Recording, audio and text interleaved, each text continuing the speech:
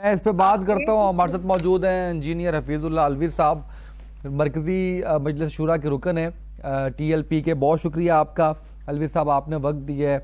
अलवी साहब, सानह सियालकोट पे क्या कहेंगे, कौन जिम्मेदार है और इस सारे मामले को किस तरह से देख रहे हैं?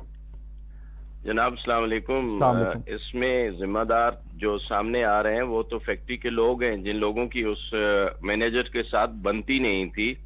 ये अब मुख्तलिफ खबरें और आपकी इन्वेस्टिगेशन अभी तक इस कदर नाकाम है कि जो नाम लिया जा रहा है, कभी प्रियांथा कुमार कहा जा रहा है, कभी समांथा कुमारा कहा जा रहा है। तो अगर आपके पास मालूमात ही सही नहीं है तो सवाल फिर कैसे सही होगा? ये अभी जो कि उस बंदे ने अपने जो वर्कर्स के थे उनके साथ उसका रवैया जो था उसमें सख्ती आई और लोगों ने उसका बदला लेने के लिए अब अपना जो भी उसके ऊपर रोल अदा किया, तो उसके जिम्मेदार वही हैं। इसको तो इधर उधर ले जाने की जरूरत नहीं, जो हमारे पास मालूमात आ रही हैं। अच्छा सर, ये वैसे सारे इस तरह के वाकयात जो है वो मैं सिर्फ इस वाकये की स्पेसिफिक नहीं, इस तरह के वाकयात जो होते हैं उसके ऊपर बात करना चाह रहा हूं कि इस तरह के वाकयात तो कैसे कंट्रोल किया जा सकता है, हुकूमत इसके अंदर क्या रोल प्ले कर सकती है, उलमा इस तरह के वाकयात के अंदर क्या रोल प्ले कर सकते हैं? देखें, ये तो अब हमारी जो कौम के अंदर टॉलरेंस का आंसर है ये खत्म होता जा रहा है और उसके पीछे जो वजह है वो अदालतों में और हमारा निज़ाम अदल में नाकामियों पर इसका ये वजह बन रही है। जब लोग जो हैं देखते हैं कि हमें अदल और इंसाफ नहीं मिल रहा तो फिर वो कानून को हाथ में लेते हैं और हमारे कानून के रखवाले जो है वो इस तरफ तवज्जो देने के बजाय वो दूसरे लोगों को, जो हुकूमती अनासर होते हैं या जो कुछ ऐसे सियासी लोग होते हैं, उनके दबाव पे काम कर रहे होते हैं। वो अपनी जिम्मेदारियों को प्रोफेशनल अंदाज में नहीं निभा रहे होते। इसी तरह आप उलमा का नाम क्यों ले रहे हैं? उलमा तो एक माशरे का एक हिस्सा है और इस माशरे को कंट्रोल बहुत सारे आपके एस्टेब्लिशमेंट के लोग करते हैं या वो लोग करते हैं जिनको इदारे या दफ्तरी निज़ाम दिया गया है। तो उलमा का जो रोल है वो तो अपनी मस्जिद मिंबर के ऊपर जहां पर शरई अंदाज में लोगों की तरबियत करते रहते हैं, लेकिन अब अफसोस से ये कहना पड़ता है कि लोग दीन को लावारिस समझकर अब वो अपनी मर्जी से दीन के ऊपर चढ़ दौड़ते हैं। ऐसी कोई बात नहीं है, उलमा अपना रोल अदा कर रहे हैं। ये अब उन लोगों का काम है जिनको तनख्वाहें मिलती हैं और जिनको इस काम के लिए हमने जॉब्स दी हुए हैं और उनकी जिम्मेदारियां हैं। वो जब जिम्मेदारियां अपनी नहीं निभाते तो फिर इस किस्म के वाक़े तो रूनुमा होंगे। तो ये कुली तौर पे जो रिस्पॉन्सिबिलिटी है वो गवर्नमेंट पे है। जाहिर है जी, गवर्नमेंट जो है वो जब चीजों को सही तरीके से डिफाइन नहीं करती। अब यहाँ पे गवर्नमेंट की बात अगर आप कर रहे हैं तो यहाँ तो मुझे ये समझ नहीं आती कि इस फैक्ट्री के मालिक साहब ने एक ऐसे श्रीलंकन को यहाँ जो हायर किया, मेरे ख्याल में तो ये प्राइम मिनिस्टर का वो ख्वाब था कि यहाँ जो है ये पाकिस्तान एशिया का टाइगर बनेगा और लोग बाहर से नौकरियां करने आएंगे, और वो श्रीलंकन एक यहाँ नौकरी करने आया था, बाकियों को तो यहाँ आने का मौका नहीं मिला, तो अब उसको वो प्रोटेक्ट कर रहे हैं। ऐसी कोई बात नहीं है, हर बंदे की अपनी अपनी जगह पे जिम्मेदारी है और जब वो जिम्मेदारी सही तरीके से नहीं निभाई जाती और यहाँ पे जो काम है हमारे लिमिट्स को डिफाइन नहीं किया जाता कि कौन कहाँ पे रह के काम करेगा, तो तब तक तो ये वाकयात होते रहेंगे। नहीं सर, इस पे काम डिफाइन कैसे आता है सारे मामले में? कहा तो ये जा रहा है कि एक पोस्टर लगा हुआ था, वो पोस्टर फाड़ने के ऊपर ये कहा गया कि बेहुरमती की गई है जिसकी वजह से इसको कत्ल किया गया। देखिए, इसको पोस्टर जो उसने अपने हाथों से उतारा या वो दीवार की सफाई करा रहा था या वो पेंट करा रहा था, ये सारी वहां उस फैक्ट्री के इंटरनल मैटर्स हैं जिनसे बाहर के लोगों से कोई कंसर्न नहीं है। और बाहर के लोगों में से कोई ऐसा बंदा नहीं था, उलमा नहीं थे या उलमा ने किसी को नहीं उकसाया कि आप जाकर अंदर ये देखें कि वो मैनेजर साहब क्या कर रहे थे। वो जो कुछ भी था उस फैक्ट्री के अपने वर्करों का और उसकी जो उसके स्टाफ का या ये फर्ज किया प्रोडक्शन मैनेजर था, तो इनका अपना मामला है। उस मामले को रोड पर लाना और फिर मुझे तो यूं लगता है कि ये फैक्ट्री के मालिक साहब जो है इस मैनेजर से तंग आए हुए थे और उन्होंने खुद इन अपने वर्करों को उकसाया कि कोई बहाना बनाओ और इसको टिकाने लगाओ।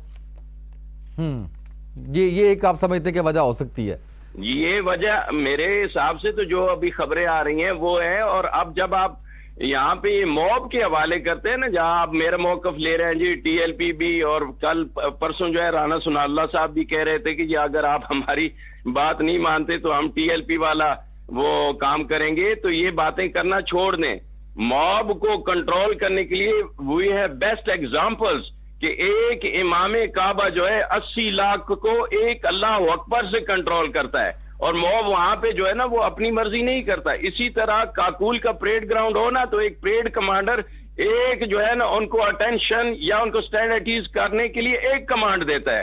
तो मॉब कंट्रोल किए जा सकते हैं, और मॉब्स के लिए जो है एक वहां पे स्पेसिफाई किया हुआ है, लिमिट्स उनको पता है कि हमने ऐसे काम करना है। सो इसको दीन के ऊपर डालना और इसको इस तरह समझना कि जी ये दीन लावारिस है और आप वहां नारे लग गए, और हो सकता है कि जी फैक्ट्री के मालिक साहब ने खुद ये पूरा अरेंजमेंट किया हो, अब उसको जो है ना किसी दूसरी ऐसी जमात के ऊपर डालना और या इस्लाम के ऊपर डालना, ये सरासर बिल्कुल गलत है, और ये एक नाकामी है हमारे इदारों की। और वो इदारे जो हमारे लिए, मैं तो कहूंगा कि कहाँ है वो डीआईजी इन्वेस्टिगेशन शारिक जमाल साहब, जिन्होंने 3 दिनों के अंदर अंदर 400 पर्चे करके टीएलपी को कलअदम करा दिया था। कहाँ है वो ऑपरेशन का डीआईजी सुहेल चौधरी साहब, कि उन्होंने जनाब हुकूमत के दबाव पर 12 अप्रैल से 15 अप्रैल तक हजारों पर्चे करके लोगों को अंदर कर दिया। आज उनकी ताकीकात, उनकी प्रोफेशनलिज्म जो है यहाँ पे हमें रिक्वायर्ड है कि वो आ जाएं और इस मामले की ताकीकात वो करें, ना कि जनाब 7 न्यूज वाले उस्मान दुरानी साहब करें या इंजीनियर हफीजुल्लाह अलवी इसकी ताकीकात करें। इन चीजों को जब ये नहीं की जाती, अदालतों में ताकीकाती निजाम जो है वो हमारा फेल होता है, फिर इस किस्म की वाकयात होंगे। लोग क्यों तनख्वाहें ले रहे हैं? कोई लोगों को अपनी जिम्मेदारियों का एहसास नहीं है, ये उनको काम करना चाहिए। और इसको अवाम में फैलाने की बजाय ये जहां जहां इसकी यानी जो ज्यूरिसडिक्शन है उसके अंदर try to solve it there, not to spread it in the people, कि लोग जो है फिर ऐसे वाकयात से दूसरा असर लेते रहे। हमारे सामने तो सानिया साहिवाल अभी पेंडिंग पड़ा हुआ है, और इसके अलावा जो है वो 2 बच्चे साल कोर्ट में ऑलरेडी वो जो मार दिए थे वो भी मॉब के बहाने। और ये क्या ड्रामे हैं? इसका मतलब यह है कि हमारा जो जस्टिस सिस्टम है वो बैडली जो है फेल हो रहा है। और जस्टिस सिस्टम में जिसमें अदालतें भी आती हैं, हमारी पुलिसिंग भी आती है, हमारे जो ये जिम्मेदारान हैं ये अपनी जिम्मेदारियां या अपनी ड्यूटियां सही से नहीं कर रहे हैं। उनकी इस नाकामी की वजह से अवाम के अंदर बेचैनी है, अदल इंसाफ की जो है फुकदान है, और उसके बाद जो है इस किस्म की टॉलरेंस की जो है हमें प्रॉब्लम आ रहे हैं, और लोग जो है यहाँ पे बर्दाश्त नहीं करते और मामला खराब हो रहे हैं। अच्छा अलवी साहब, 7 न्यूज़ का तो हरगिज़ ये मकसद नहीं है कि हम इसकी तहकीकात करें। हमारा प्रोग्राम करने का मकसद ये है कि आपकी फ़ैन फॉलोइंग कह लें आप इसको, या आपको जो लोग मानते हैं हम उन तक आवाज़ पहुंचाएं और इसको इस पर क्लैरिटी लेके आएँ। उसी के सिलसिले का अगला सवाल मेरा इस हवाले से है कि अगर खुदा न खास्ता बेहुरमती की जाती है, अगर खुदा न खास्ता गुस्ताखी की जाती है, इस्लाम इस हवाले से क्या अहकामात देता है? दुरानी साहब, ये मैं आप पर तनकीद नहीं कर रहा था कि आपने ये प्रोग्राम में ऐसा नहीं, आपका ये हक बनता है और हम आपके ऐसे सवालों का खुले दिल से जवाब देने को तैयार है। बेहुरमती का पहले तो बेहुरमती को डिफाइन किया जाएगा कि बेहुरमती होती क्या है। ठीक है, अब हमारे ऊपर लोग जो है ना वो कह रहे नबी अलैहिस्सलातु वस्सलाम की हदीस मुबारक है मन सब्बा नबियन फक्तुलू हो, तो कुछ लोग जो है ना वो जो यहाँ के लंडे के आलिम दीन बने फिरते हैं, उनसे अगर कहा जाए ना एक पीएचडी डॉक्टर को हमारे सामने लाए और उनको कहें कि ये लिखा हुआ है वमा अरसलनाका इल्ला रहमतल लिल आलमीन, इसके ऊपर जबर देर शद पेश लगा के दिखाओ, तो वो पीएचडी डॉक्टर वो नहीं कर सकेगा। इसका मतलब यह है कि उसने दीन नहीं सीखा। जब दीन सीखा ही नहीं तो दीन के बारे में जो है आप बात नहीं कर सकते। अब आपको सबसे पहले बेहुरमती डिफाइन करनी होगी कि कौन सी चीज जो है बेहुरमती की कैटेगरी में फाल करती है, और अगर ये फाल करती है तो शरई हुदूद के अंदर इसकी सजा क्या है। और ये बातें करने के लिए हमारे जो लोग जो है ना यहाँ पे अदालतें हैं, शरई अदालतें भी मौजूद हैं, और उसके साथ साथ हमें अपनी कौम की यहाँ पे कौम को जो है ना मोटिवेशन देनी होगी कि नहीं भाई, इस्लाम के अंदर इन चीजों को बेहुरमती कहा गया है और इस बेहुरमती की ये सजा है। और लोग जो अपने मन मर्जी से बेहुरमती बनाकर उसके ऊपर अपना मौकफ लेके चढ़ दौड़ते हैं, तो मेरे ख्याल में ये जायज नहीं है, और हम इस चीज को कतन भी इसको अप्रिशिएट नहीं करते। हम इसको जब नहीं, तक ये चीज सही तरीके से जी, इंफरादी सतह पर आप समझते हैं कि इसके ऊपर कोई जिम्मेदारी बनती है आम आदमी की, जब कोई अगर जो आप बात बता रहे हैं उसके मुताबिक अगर खुदा न खास्ता बेहुरमती साबित हो जाती है, तो इंफरादी तौर पे आप समझते हैं कोई एक्शंस जो लिए जाते हैं, जो इसके ऊपर किया जाता है, वो जायज़ है? जनाब अली, ये सबसे पहले हमारी मुआशरती कमजोरी है कि हमारे मुआशरे के अंदर इन चीजों के ऊपर जो है ना हम तवज्जो नहीं देते, और जो भी इस अदम तवज्जोही से फायदा उठाना चाहता है उसको मौका मिल जाता है। इनफरादी तौर पर जाहिर है कि अगर इनफरादी तौर पर एक बंदा जो है वो अपनी लिमिट से एक्सीड करता है और वो इसको बेहुरमती अपने तौर पे कह देता है, तो जाहिर है वो इसका जिम्मेदार है और उसको सजा मिलनी चाहिए। अब ये दोनों चीजें जो है ना आपको सामने रखनी होगी। सबसे पहले हमें मुआशरे की तामीर करनी होगी, मुआशरे को ये चीजें जो है बिल्कुल वाजे करके बतानी होंगी और ये इन चीजों को कवानीन में लाना होगा। फिर दोबारा मैं फिर रिफ्रेश करता हूँ, अल्लामा ज़ियाउल्लाह शाह बुखारी साहब ने भी हमें ज्वाइन किया है, लेकिन मैं आपसे फिर सवाल रिफ्रेश करता हूँ सर, अगर बेहुरमती अल्लाह न करे ऐसा हो साबित हो जाती है सर, फिर एक फर्द के ऊपर इसके ऊपर क्या अहकामात है सर? देखिए जी, बेहुरमती साबित हो जाती है, लाश का मुसला इस्लाम जो है, मैयत का मुसला इस्लाम इजाजत नहीं देता। मैं आलिम दीन नहीं हूं, मैं इंजीनियर हूं, लेकिन जितनी मेरी शरई मालूमात हैं उसके मुताबिक मुसला किसी को भी इजाजत नहीं देता।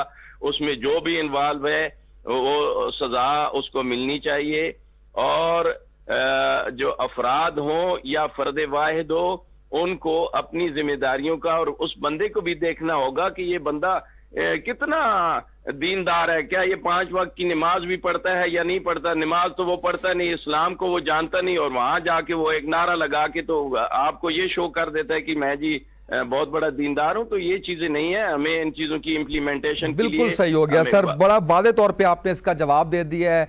ज़ियाउल्लाह शाह बुखारी साहब, बहुत शुक्रिया, आपने वक्त दिया है सर। 2017 में मैंने आपके साथ प्रोग्राम किया था जिसके अंदर यही सवाल रखा था, जो मैंने भी सवाल अलवी साहब से किया, एक फर्द की हैसियत में आपने भी इसके ऊपर यही बात की थी कि ये जिम्मेदारी जो आयद होती है वो हुकूमत पर आयद होती है। तो बुखारी साहब किस तरह से देख रहे हैं सानिया सियालकोट को? यकीनन मेरे पेशरो अहबाब ने आपके सामने दारे ख्याल फरमाया होगा, मैं सुन नहीं सका, अभी मैंने आपको ज्वाइन किया। आज मैंने सुबह भी 2-3 प्रोग्राम इसी हवाले से किए, वो यकीनन काबिल मजम्मत है और उसमें दीन के तकाज़ों को पामाल किया गया है और दीन की बुनियादी तालीमात से इनहराफ किया गया है। और अफसोसनाक पहलू ये है कि अल्लाह और अल्लाह के रसूल सल्लल्लाहु अलैहि वसल्लम के पाकीज़ा नामों पर यह हरकत की गई है, हुर्मत रसूल के नाम पर, नामूस रसूल सल्लम के नाम पर, और उस हस्ती के साथ इस चीज़ को मनसूब करने की एक नापाक कोशिश की गई कि जिनको अल्लाह ताला ने इरशाद फरमाया कि वमा अर्सलनाका इल्ला रहमतल लिल आलमीन। और इससे जो नुकसान पहुंचा है इस्लाम की शोहरत को और इस्लाम की समाहत और मेहरबानी और नरमी को, और मैं समझता हूँ जो हमारे पूरी दुनिया में फैले हुए मुसलमान हैं और इस्लामी जो हमारे मिशन चल रहे हैं दावत और तबलीग के, उन सबको नुकसान पहुंचा। उसके साथ वतन अजीब पाकिस्तान जो जिन हालात से गुजर रहा था, मैं समझता हूँ हमारी मुश्किलात में इजाफा हुआ है इस सारी हरकत से। तो यकीन एक बात। दूसरी बात ये है जो आप अभी इरशाद फरमा रहे हैं सवाल के तनाजुर में कि एक फर्द को ये किसी तौर पे हक नहीं दिया जाता, ये रियासत का काम होता है, ये हुकूमत का काम होता है। एक हमारा अल्हम्दुलिल्लाह एक मुनज़्ज़म मुआशरा है, एक हमारी एक जिम्मेदार रियासत है पाकिस्तान, कोई एक मामूली किसी चीज का नाम नहीं, एक बाज़ाब्ता एक मुआशरे का नाम है, एक रियासत का नाम है जहाँ अल्हम्दुलिल्लाह इदारे मौजूद है, महकमे मौजूद हैं। उन इदारों में, ये महकमों में कोई कमी खामी तो हो सकती है इंसानी तकाज़ों के मुताबिक, लेकिन अल्हम्दुलिल्लाह सारी कमजोरियों के बावजूद ये इदारे मौजूद हैं। तो जब एक फर्द या 2 अफराद या एक पूरा ग्रोह, एक पूरा जथा वो भी देखता है, तो उसको ये हक नहीं दिया जा सकता कि उठकर खुद ही कानून को हाथ में ले और वो खुद ही फैसला करे और खुद उस फैसले पर अमल भी करके दिखा दे। उसका तरीका ये होता है कि जाकर उस महकमे में, जैसे पुलिस हमारा एक महकमा है, हमारी अदालत एक महकमा है, उनके पास जाकर वहां पर उस केस को पेश करें, उस मुकदमे को पेश करें और फिर उसके गवाह पेश किए जाएं। शरई तौर पर जो गवाह है नबी पाक सल्लल्लाहु अलैहि वसल्लम की नामूस की बेहुरमती का मामला, ये कोई मामूली नहीं है। इसके लिए जो गवाह चाहिए ना, वो गवाह भी बड़े आला आला किस्म के होते हैं। जो साहिब अदालत, अरबी का ये लफ्ज मैं बोल रहा हूँ, हमारी शरी इस्तिलाह है। अदालत का मतलब होता है कि वो इंसान गवाही देने वाला इंतहाई मुत्तकी, इंतहाई परहेजगार, इंतहाई जिम्मेदार, अच्छी शोहरत का हामिल, पूरा इलाका उसकी सच्चाई की शहादत देने वाला, इस तरह का बंदा कि झूठ ना बोलता हो, किसी को नुकसान पहुंचाने के लिए वो कोई गलत बात गाड़ ना सकता हो। इन सारे वो समो सलाद का पाबंद हो, दीन के जितने तकाजे उनको पूरा करने वाला, इस नौइयत के गवाह जाकर जब गवाही दें अदालत में, और फिर जज और काजी जो वक्त का है वो उस पर गौर फिक्र करेगा कि जिसके बारे में ये बात कही जा रही है उसकी पोजीशन क्या है, क्या वो इस बात को जानता भी था या नहीं जानता था कि मैं जो कर रहा हूं ये क्या है। अब एक आदमी श्रीलंका का जो हमारी उर्दू नहीं जानता, अब वो बेचारा, उसको क्या मालूम है कि ये क्या लिखा हुआ, ये क्या है। वो एक स्टिकर, अब स्टिकर मैं कहता हूं इससे पहले उन लोगों से हमें पूछना होगा कि जिन्होंने वो स्टिकर लाकर वहां पे एक मशीन के ऊपर लगा दिया। एक मशीन के ऊपर स्टिकर लगाना ये नबी पाक की हुर्मत है, ये अहले बैत तहार की हुर्मत का तकाजा है। मैं तो समझता हूं ये सारी चीजों में गौर फिक्र करने की जरूरत है और उन अनासर को ढूंढना चाहिए कि जिन्होंने ये सारा काम किया। मुझे तो यूं लगता है जैसे ये पूरी मनसूबा बंदी से, अब सियालकोट जो है हमारा शहर जिससे अल्हम्दुलिल्लाह बरामदात पूरी दुनिया को जा रही है, अब उसको टारगेट बनाकर ये काम किया गया। अब जिन लोगों ने ये सारी हरकत की है, जरा आप उनके बारे में देख लें, अंदाजा लगाएं इल्मी तौर पर उनकी पोजीशन क्या है, अमली तौर पर वो किस हैसियत के हामिल हैं, इसी तरह परहेजगारी और मुत्तकी होने के लिए। तो यकीनन ये सारी चीजें ऐसी हैं कि जो मैं समझता हूं कि हमारा अफराद का ये काम होता है कि वो जाएं अदालत में जाकर केस पेश करें कि फलां आदमी ने रसूलुल्लाह सल्लल्लाहु अलैहि वसल्लम की शान अक़दस में या हमारे किसी फलां बुजुर्ग की शान में गुस्ताखी की है। फिर आगे उस महकमे का काम है कि वो गवाहियां देखे, शहादतें इकट्ठी करे और फिर उस पर जरा होनी चाहिए।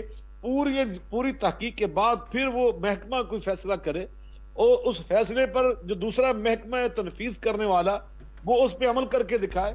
ये तो किसी तरह किसी इंसानी मुहज़्ज़म मुआशरे और मुनज़्ज़म मुआशरे में हो ही नहीं सकता कि दो चार अफराद या एक गिरोह उठकर वो किसी के बारे में एक इल्जाम लगाए, इल्जाम के फौरन बाद ही वो खुद ही जनाब फैसला कर लें और फैसला करने के बाद उस फैसले पे अमल भी करके दिखा दें और साथ ये भी वो ऐलान कर दें कि हमने ये काम इसलिए किया।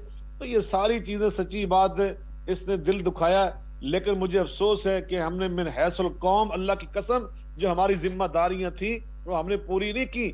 आज वो जो हमने बीज बोए हुए थे, आज उसकी हम फसल काट रहे हैं। अफसोस इस बात का, लेकिन बहरकैफ इंशाअल्लाह रहमान मैं समझता हूँ कि जो कोशिशें हो रही हैं, आप जैसे लोग लगे हुए, अल्लाह ताला कुछ ज़ाय खैर अता फरमाए, मीडिया इस पे चीख रहा है, जो जिम्मेदार उलमा हैं। हमने तो बयानिया मुत्तफिका दिया था कुछ साल पहले, जी बिल्कुल, नाम पाकिस्तान के नाम पर हमने बयानिया दिया था, उसमें मुसलमान और गैर मुस्लिम सबका तहफ़्फ़ुज़ था, सबकी हिफाजत थी। अब मुझे अफसोस हो रहा है कि श्रीलंका जो हमारा एक दोस्त मुल्क है, वहां के बाशिंदगान यहाँ पे आकर मेहनत कर रहे हैं, मजदूरी कर रहे हैं, हमारी मईशत को सहारा दे रहे हैं, वो अपनी सारी कोशिशें काशिशें जिद्दोजहद उसमें सर्फ कर रहे हैं। और ये बेचारा पिछले 12 साल से यहाँ पाकिस्तान में काम कर रहा है, 14 साल का बेटा पीछे, 9 साल का बेटा पीछे, एक बेवा खातून को, क्या मैं कहता हूँ दिल खून के आंसू रो रहा है। और मैं उसकी बीवी के सबर को, सच्ची बात, और उसके भाई के सबर को, जो यहाँ कराची में काम करते हैं, उन बेचारों ने जिस अंदाज से तहम्मुल का मुजाहरा किया, मैं श्रीलंका के वजीर आजम, सच्ची बात है, मैं उनको भी खराज तहसीन पेश करता हूँ कि इतना बड़ा सानिया होने के बावजूद उन्हें पाकिस्तान के बारे में जिस मोहब्बत के और जिस ताल्लुक का इजहार किया है, और इतना अफसोसनाक वाक़या होने के बावजूद मैं श्रीलंका की हुकूमत को खराज तहसीन पेश करता हूँ। मैं श्रीलंकन उस खातून की उसको खराज तहसीन पेश करता हूँ कि जिसका सुहाग लुट चुका है, मगर इसके बावजूद उसने जिस तहम्मुल का मुजाहरा किया है और पाकिस्तान से उसने इंसाफ का मुतालबा किया है, जो उसका एक बुनियादी हक है। और मैं तवक्को रखता हूं कि इस केस को मामूली केस ना समझा जाए और न इसमें कुछ तसाहुल बरता जाए। इसको बहुत जल्द, जिस कदर भी जल्द मुमकिन है, पाकिस्तान का मफाद इसमें है, हमारे दीन का मफाद इसमें है, पाकिस्तानी कौम का मफाद इसी में है कि हम जिस कदर मुमकिन हो इस केस के जो मुल्जम हैं या इसके मुर्तकिब हैं, पाकिस्तान का चेहरा दाग करने वाले जो लोग हैं, ऐसे बेलुगाम लोग इस किस्म के जो लोग हैं उन्हें कैफरे किरदार तक पहुंचाना होगा। जो उनकी सजा बनती है शरई और कानूनी तौर पर, हमें जरूर उनको उस तक पहुंचाना होगा। इससे मैं समझता हूं पाकिस्तान का भला होगा और पाकिस्तान में रहने वाली जो कौम है पाकिस्तानी, इसका भी इसी में मफाद है। और इस तरह इंसानियत के अंदर जो इंसानी बरादरी उसके अंदर जो शुकुश शुबहात पैदा होते हैं उनका भी इजाला होगा। बिल्कुल ठीक हो गया। बुखारी साहब क्लोजिंग पे जाना है मुझे। बहुत शुक्रिया अल्लामा ज़ियाउल्लाह शाह बुखारी साहब, आपने वक्त दिया। अलवी साहब आपका शुक्रिया। आयशा साहब आपका शुक्रिया, आपने वक्त दिया। अल्लाह हम सबको हिदायत दे, दीन पर अमल करने की तौफीक अता फरमाए। आज के प्रोग्राम से इतना ही, इजाज़त दीजिए। अल्लाह हाफिज़। बहुत शुक्रिया।